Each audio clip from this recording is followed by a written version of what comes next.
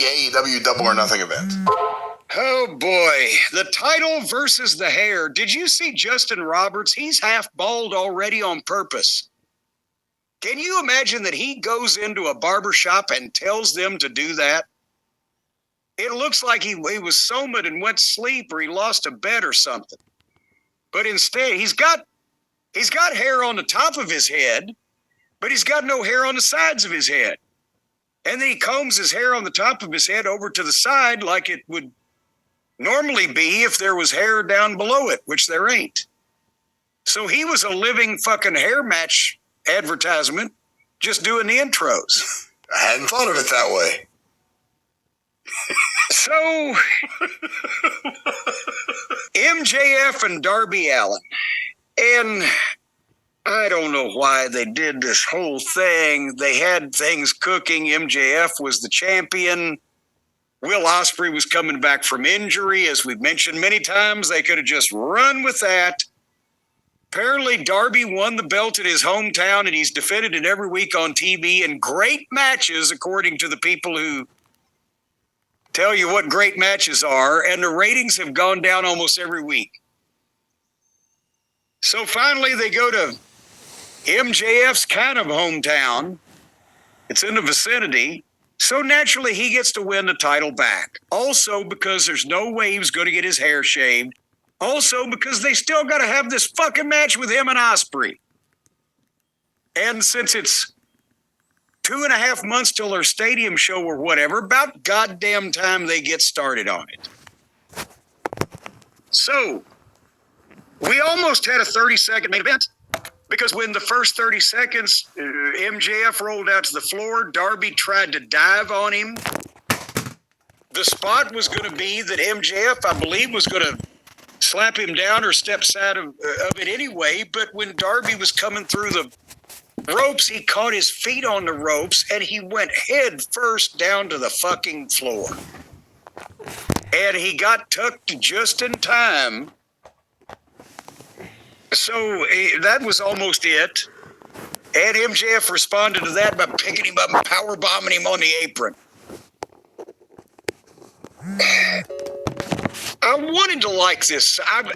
Again, I know somebody's going to say, oh, he keeps making excuses for MJF. No, I don't. Not anymore. People need to catch up. I've admitted that he's just given up and going along with the foolishness because he's given up on being a legitimate star in a major company, and instead he's taking Tony's money to swim in the kiddie pool. However, it remains factually correct and not exaggeration.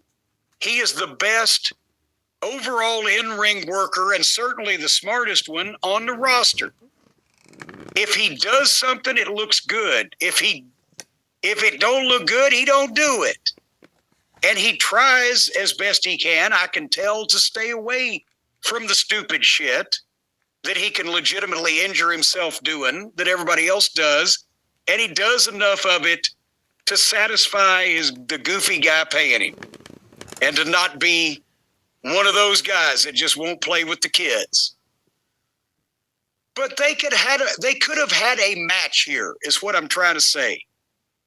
MJF, one of the best in-ring workers, certainly the smartest. Darby has ability to do wrestling and has the charisma and that weird underdog factor. Now, we know he's legitimately a middle case, so he won't not do stupid shit to the point where he kills the match before it's over. But he could if he tried. And if they had a producer that could produce them or whatever, MJF and Darby Allin are capable of having a great professional wrestling match. They just didn't hear. MJF gave him a package pile driver on the stairs. No, I'm sorry. First was the coffin drop. Darby does the coffin drop backwards off the top rope onto the apron. MJF moves. Darby hits the apron. Then MJF turns the stairs over sideways and gives him a package pile driver on the stairs. Looked great. As a hospitalization angle to lead to a fucking big match, I'm in favor of it. In the first 5 minutes of a 25-minute match, I'm not in favor of it. It's fucking stupid. And then they believe by doing these big moves and then selling for a minute and then getting up and everybody's acting like nothing's wrong, that's selling. Besides the fact that the referee is standing there staring, they're laying on the floor for a minute at a time. And the referee's just walking back and forth, looking at one and looking at the other. Not counting. Is there no count out? Is this no disqualification too?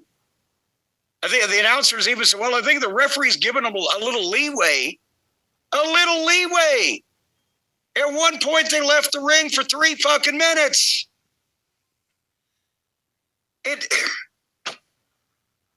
So after the package pile driver, then Darby was up and in control and hopping around.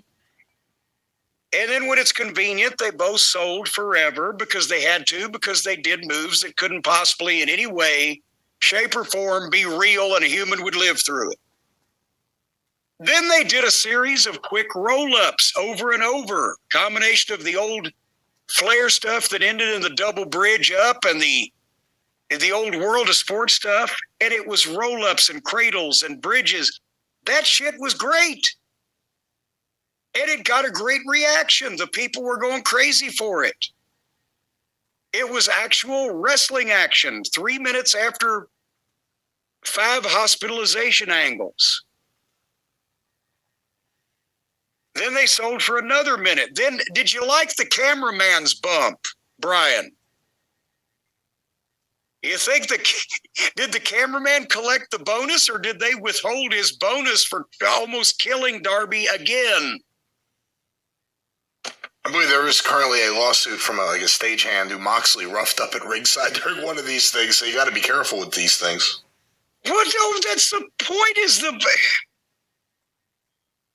When Darby was going to do another dive, MJF was supposed to pull the cameraman in the way, and either it's their regular cameraman and he agreed to do it, or they got some job guy or whatever the fuck. But the cameraman pussed out at the last minute. And he bent over and cringed, and Darby just fucking landed at his feet on the floor. And then the cameraman fell down anyway and sold like he was dead, and they carried him out. I watched the replay 3 times. Darby never touched him. He might have got his fucking ankle on the way down. What? So there's Darby's nearly dead again. So MJF carries him to the stage, puts him in a chair and gets the clippers like he's going to shave his head in the head shaving chair. But Darby gets the front face lock. And he puts MJF out. And he puts him on the table. And he climbs the scaffolding, the light rig. And he coffin dropped MJF off the light rig through the table onto the stage. And again, they've been out of the ring for 2 or 3 minutes. They sell forever. The referee just stares. Darby somehow busted the back of his head open and was bleeding like crazy out of the back of his head. And at this point, I said, fuck it. I'm going to go 2 or 3 minutes, just see if, even if I have no on screen, to see if they'll get back in the ring. Because I'm wanting this to be over badly. So I fast forward a couple minutes, see if they got back in the ring, and both of them, when it came back up, were selling in the ring face first on the mat. And then MJF got up and grabbed a headlock because they were doing the headlock takeover thing. I'll beat you with a headlock takeover. Darby turned the headlock into a scorpion death drop and went to the top rope, but MJF crotched him and went up and sat down, and some way or another, Darby was able to squirm over MJF's shoulder so that he could get a good grip on him and he gave him a tombstone pile driver off the fucking buckles, and then picked him up and took him over in a headlock. 1, 2, 3. Thank God it was over. I'd love to see these two guys have a wrestling match. I think they could do well. I ain't seen it yet. No, they did it. They did it to open up a pay-per-view like 4 or 5 years ago. It was one of the best matches in AEW at that time.